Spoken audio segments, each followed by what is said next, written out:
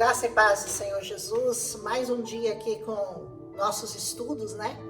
Hoje gravando Ezequiel 44, como eu falei, eu estava ansiosa para chegar nesse capítulo, como eu estou ansiosa para chegar no 47 também, né? Não que os outros são menos importantes, porque todos são importantes, mas é que tem alguns que a gente tem mais coisa para contar, né? Tem mais coisa interessante, assim, pra gente estar meditando, apesar que a palavra de Deus é totalmente, completamente, inteiramente, de Gênesis até Apocalipse, nenhum capítulo deixou de ser interessante até hoje, né? Eu já gravei quase 700 capítulos e cada dia eu vejo uma coisa nova, me apaixono de novo por Jesus, todos os dias a gente se apaixona por Ele, né?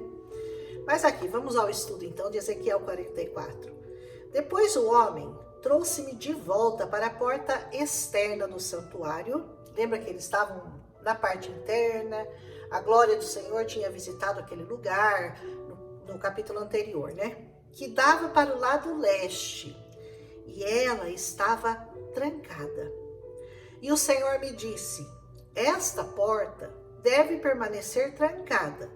Não deverá ser aberta, ninguém poderá entrar por ela, deve permanecer trancada, porque o Senhor, o Deus de Israel, entrou por ela.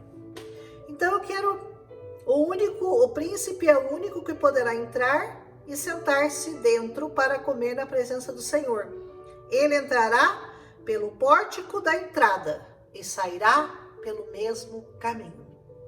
E aí você pergunta, né, que porta é essa que está trancada? E hoje nós sabemos, né, porque essa profecia já se cumpriu, nós temos lá a porta dourada, que está fechada. Está fechada.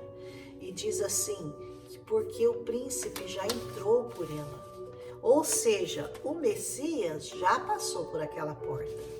Essa foi a porta por onde Jesus entrou e ele foi aclamado com salvas, com palmeiras. Ele foi aclamado quando ele entrou em Jerusalém montado num jumentinho. Ele entrou por essa porta. E esse portão ou essa porta foi fechada em 1541 depois de Cristo pelo sultão otomano chamado Solimão, o Magnífico. O nome dessa porta em hebraico é Sha'ar Arahamim. Sha'ar Arahamim, porta dourada. Por que ele mandou fechar, né? Por que esse sultão mandou fechar? Ele mandou fechar porque, segundo a profecia, o Messias entraria por essa porta. Então ele falou, bom, se o Messias vai entrar por essa porta, eu vou fechar a porta. E aí eu quero ver o Messias entrar. Só que, porque para os judeus o Messias não tinha entrado, mas nós sabemos que o Messias já tinha entrado por aquela porta. E agora ela está fechada e ninguém mais pode entrar. Aleluia! Isso daqui é uma profecia que eu acho assim muito reveladora. Todo mundo que vai para Israel para lá no alto, assim, que a gente consegue ver, avistar a cidade de lá de cima, né? E a gente vê aquela porta. Só tem 8 portões agora, dos 12 que tinha lá na cidade de Jerusalém, só restaram 8. Desses 8, uma é essa porta, a porta dourada. E ela está bem de frente com o pátio aonde fica a cúpula, aquela cúpula dourada do lado leste. Então, essa profecia verdadeiramente se cumpriu. E é interessante, né, que esse sultão otomano, ele pensou, porque a profecia diz que o Messias não passaria por meio de cadáveres, né? Por entre cadáveres o Messias não pode passar em lugar impuro, porque o judeu não passa em lugar que tem, não pisa, né, onde tem cadáveres. E acontece que, sabe o que ele fez? Ele mandou colocar um cemitério na frente da porta. Então, assim, você tem o muro de Jerusalém e a frente todinha é cheia de túmulos, para que o Messias não corresse o risco do Messias passar por ali. Ou seja, eu acho que ele é mais crente do que os judeus, né? Porque ele realmente acreditou na profecia Ele está tentando impedir a profecia, mas ele não vai ser bem sucedido porque o Messias já passou por ali. Aleluia! Eu acho muito interessante isso daqui, gente. Essa história da porta era uma coisa que eu tinha muita curiosidade de visitar Israel por causa dessa porta aí, que eu queria ver essa porta. E tá fechado. E às vezes a gente pensa, por que não mete a marreta lá e não tira? É só tirar, né? O arco tá lá, mas fecharam com pedras. Vocês que têm internet, pesquisa aí. Porta dourada. Tem várias fotos na internet dessa porta. Eu falei, por que não dá umas marretadas lá e não tira aquelas pedras de lá, né? Seria tão simples. Mas não é tão simples assim, né? Porque tem toda uma história construída em redor daquela porta. Tem agora esse cemitério na frente da porta, então não dá realmente para você entrar, para você sair, para você passar. Eles teriam que destruir o cemitério. O judeu não mexe com ossos, enfim. Tem um impedimento para que se abra essa porta. Por quê? Porque é assim que Deus determinou. Ele diz assim, essa porta vai permanecer trancada até o Senhor voltar. Até o Senhor voltar. E eu creio que vai haver um terremoto naquele lugar e aquela porta vai ser aberta pelo Senhor, mas já em glória. Já vindo, já se revelando, já trazendo para nós a salvação e a vida eterna e a nova Jerusalém. Mas isso é assunto para mais para frente, né? Importante é... E diz assim, continua a leitura aqui. Então o homem me levou até a frente do templo, passando pela porta norte. Olhei e vi a glória do Senhor, enchendo o templo do Senhor, e me prostrei de rosto em terra. Quando você vê a glória do Senhor, você não consegue ficar em pé. Você se prostra diante da beleza, diante da majestade, diante da grandeza do Senhor. Aleluia! E o Senhor me disse, filho do homem, preste atenção. Olhe e ouça atentamente tudo que eu lhe disser acerca de todos os regulamentos a respeito do templo do Senhor. Preste atenção à entrada do templo e todas as saídas do santuário. Preste atenção a todas as saídas do santuário. Diga à nação rebelde de Israel, assim diz o soberano Senhor, já bastam suas práticas repugnantes, ó nação de Israel. Além de todas as suas outras práticas repugnantes, vocês trouxeram estrangeiros, incircuncisos no coração e na carne, para dentro do meu santuário, profanando o meu templo, enquanto me ofereciam comida, gordura e sangue, e assim vocês romperam a minha aliança. Vocês romperam a aliança. Ele vai começar a falar de sacerdotes que ministram no altar do Senhor. Nós temos que tomar muito cuidado com os sacerdotes que nós ouvimos, nós temos que conhecer a vida desses sacerdotes, porque fogo estranho no altar, fogo impuro no altar, contamina toda a comunidade. Até hoje isso não mudou. Corações, como ele diz, corações incircuncisos. Corações incircuncisos são corações ímpios, não convertidos ao Evangelho. Isso significa os corações incircuncisos, aqueles que não se converteram, aqueles que não se renderam ou que falsamente se renderam ao Senhor, mas que na verdade estão usurpando a palavra de Deus para fazer lucro com ela. Ai, misericórdia! Ao invés de cumprirem seu dever quanto às minhas coisas sagradas, vocês encarregaram outros do meu santuário. Sabe aquela coisa de vai lá e faz para mim? Ora por mim? Faz por mim? O que você tem que fazer, o que Deus colocar na tua mão para fazer, faça você mesmo. Porque Deus tem funções, propósitos para cada pessoa nessa terra. E nós temos que cumprir o propósito de Deus nas nossas vidas. Nós temos que estar atentos à voz do Senhor para saber o que Ele espera de nós, o que Ele quer que nós façamos. E não passar para o outro fazer. Vai lá, faz você.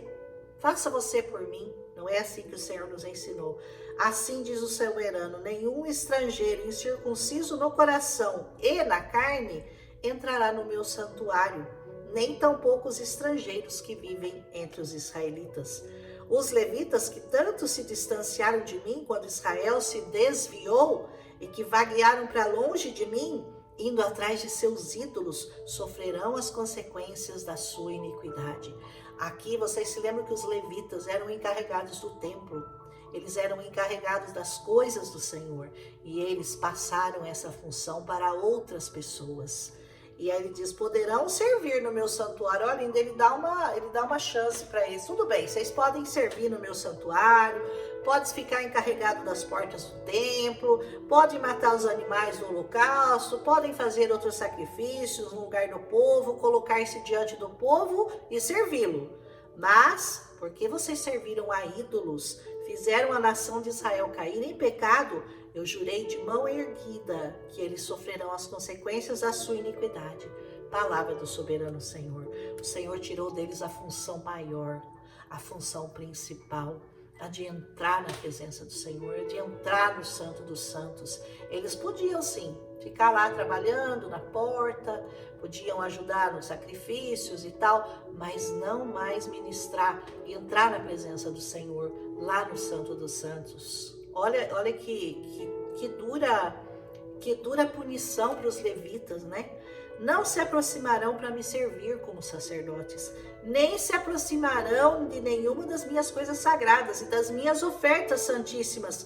Carregarão a vergonha de suas práticas repugnantes. É muito triste você se afastar do Senhor, você deixar aquilo que o Senhor colocou nas tuas mãos para fazer e você simplesmente virou as costas e foi daí uma passeada nesse mundo que não tem nada para te oferecer, nada, mas pensa num nada, a não ser sujeira, imundice, prostituição, bebedice e tudo que o nosso corpo gosta, mas que o Espírito abomina, que Deus não se alegra. Se você fez isso, se você voltou as costas para o Senhor algum dia, ainda que você esteja muito afastado dele, volte-se a ele. Talvez você não vai voltar com a mesma função que você tinha, talvez você não vai voltar com a mesma força que você tinha, mas só de você estar na casa do Senhor, fazendo qualquer coisa, varrendo a casa do Senhor, já está de bom tamanho. Já está de bom tamanho, é muito mais do que o mundo inteiro pode te oferecer. Contudo, os sacerdotes levitas e descendentes de Zadok, e que fielmente executaram os zadoquistas aqui que eu falei para você, os levitas perderam, e esses descendentes de Zadok é que agora iriam ministrar no altar. Fielmente executaram os deveres do meu santuário quando os israelitas se desviaram de mim. Sempre Deus vai ter um povo fiel nessa terra, gente. Por mais que alguns se desviem, por mais que alguns o deixem, por mais que alguns escandalizem o nome do Senhor, mas o Senhor sempre terá um povo fiel nessa terra, porque a obra dele não pode parar e não vai parar, até que seja revelado tudo venha a ser colocado às claras. Amém? E ele diz assim, ó, eles ficarão diante de mim para oferecer sacrifício de gordura, de sangue. Só eles entrarão no meu santuário, só eles, os zadoquistas, se aproximarão da minha mesa para ministrar diante de mim e para realizar o meu serviço. Só os descendentes de Zadok. Quando entrarem pelas portas do pátio interno, estejam vestidos roupas de linho. Não usem nenhuma veste de lã enquanto estiverem ministrando junto às portas do pátio interno do templo. Usarão turbantes de linho na cabeça e calções de linho na cintura. Não vestirão nada que os faça transpirar. Sabe que eles tinham que pôr uma roupa por baixo e aquela roupa de linho por cima, para que aquela roupa não tocasse no corpo, para que aquela roupa não se contaminasse, nem o suor do corpo não podia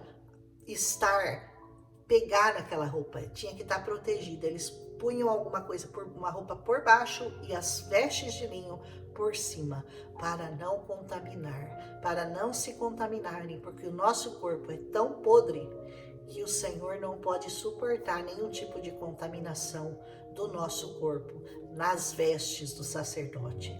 Então ele diz assim: quando saírem para o pátio onde fica o povo, tirarão as roupas com que estiverem ministrando e as deixarão nos quartos sagrados e vestirão outras roupas, para que não consagrem o povo por meio de suas roupas sacerdotais. Eles tinham que tirar suas roupas sacerdotais e vestirem a roupa normal, a roupa do povo, para que eles pudessem entrar. Mas toda vez que eles entravam no santuário, eles tinham que se purificar e vestir novamente as roupas deles de sacerdote. Eu me lembro de uma passagem aqui de Jesus, em Mateus 27, 31, que diz: depois de haverem escarnecido dele, tiraram-lhe a roupa, tiraram-lhe a capa. A capa dele era a capa de rabino, era a capa que demonstrava a santidade de Jesus, e vestiram as suas vestes e o levaram para ser crucificado. Sabe o que isso me fala? É que ele trocou as vestes dele de santidade pelas nossas vestes sujas, para que nós pudéssemos trocar as nossas vestes sujas pelas da santidade dele. Não é lindo isso? Foi o que Jesus fez por nós. Ele trocou aquela capa de santidade que ele tinha, que demonstrava que ele era um rabino, que ele era o filho de Davi. Aquela capa foi arrancada dele.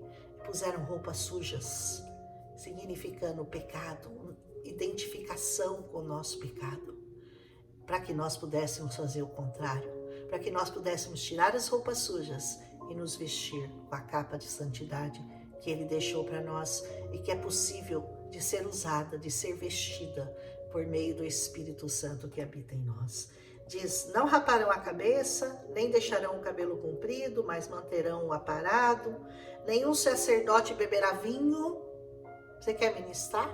Você quer ser sacerdote? Você quer estar na presença do Senhor? Você quer servir ao Senhor? Então abstenha-se do vinho. Essa conversa mole que pode beber, que crente pode beber, é conversa de quem não quer levar evangelho a sério. Evangelho sério é de abstinência de álcool. Porque ninguém fica bêbado no segundo, ninguém ficou bêbado ou virou alcoólatra por causa do segundo copo, sempre foi por causa do primeiro. Então essa coisa de que um copo só não faz mal, não vai nessa onda, não vai nessa onda. Santidade é santidade. Mas eu não vou me embriagar. Você não sabe? Você pode ficar bêbado no primeiro copo, eu fico. Se eu tomar o primeiro copo já era, eu já tô bêbada. Então, nem o primeiro gole, nem o primeiro copo. Você tem muitas coisas melhores para você fazer do que ficar tomando coisa alcoólica.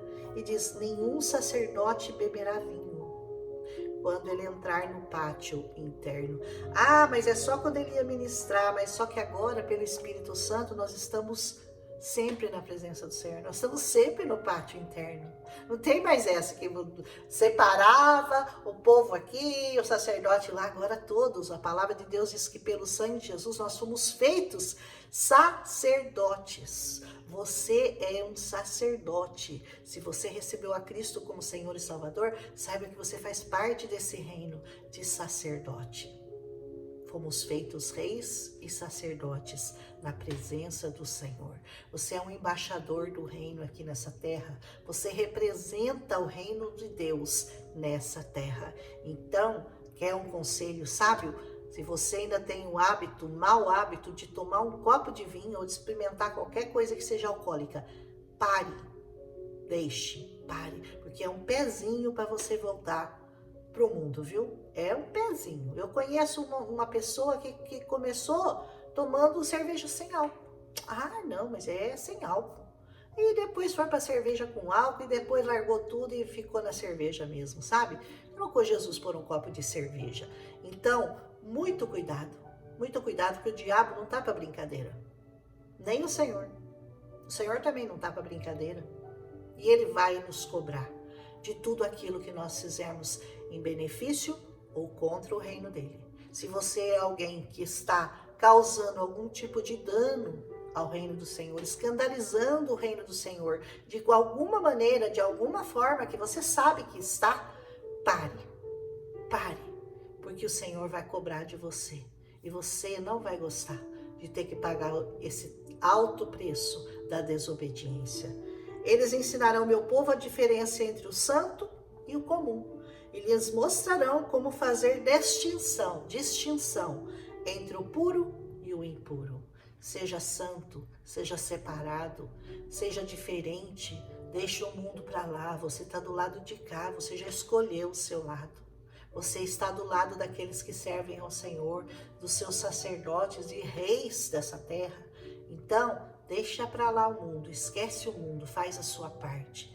Dê um bom testemunho, seja fiel ao Senhor em todas as áreas da sua vida e Ele será fiel a você, eu garanto. E o Senhor garante mais do que eu, muito mais, né? Porque a palavra dele que garante. O sacerdote não se contaminará por aproximar-se do cadáver de alguém. No entanto, se o morto for pai, mãe, filho, filha, irmão ou irmã não casada, ele poderá se contaminar. Depois, então, ele deve se purificar e esperar 7 dias. Existe um tempo de luto na nossa vida. Toda vez que nós perdemos alguém que nós amamos, próximos dessa maneira, nós temos que dar um tempo. Muita gente fala assim, ai não, eu já vou, amanhã eu já vou voltar para minha vida normal. Não, não é assim. Dá um tempo, tem um tempo de sofrimento. O seu lado humano não deixou de existir porque você serve ao Senhor. Fique um tempo curtindo o seu luto, sofrendo o seu luto pela perda de alguém tão próximo e depois volte para as suas atividades normais. É isso que eu entendo aqui, né? No dia que entrar no pátio interno do santuário para ministrar no santuário, ele vai oferecer em favor dele mesmo uma oferta pelo pecado. Isso depois de ter feito o luto de 7 dias, ele tinha que oferecer uma oferta pelo pecado. A oferta agora hoje já foi oferecida, como nós sabemos, né? Palavra do soberano Senhor. Ele diz, eu serei a única herança dos sacerdotes. Você sabia que os sacerdotes, os levitas, eles não podiam ter nada no nome deles, não podem ter casa, não podem ter nada, porque a herança deles é o Senhor. Que a nossa herança seja sempre, a nossa maior herança seja o Senhor. Vocês não lhe darão propriedade alguma em Israel, eu serei a sua herança. Eles comerão as ofertas de cereal, as ofertas pelo pecado, as ofertas pela culpa, e tudo que em Israel foi consagrado ao Senhor será deles, dos sacerdotes. Então aqueles que falam que não pode dar dinheiro para a igreja, porque tá dando dinheiro para o pastor, porque o pastor não trabalha, pastor trabalha e muito. Tenta ser pastor para você ver se é fácil o trabalho deles. É 24 horas por dia, tem gente lá batendo na porta, chorando, mandando, pedindo oração. O trabalho é muito mais cansativo do que pegar uma enxada.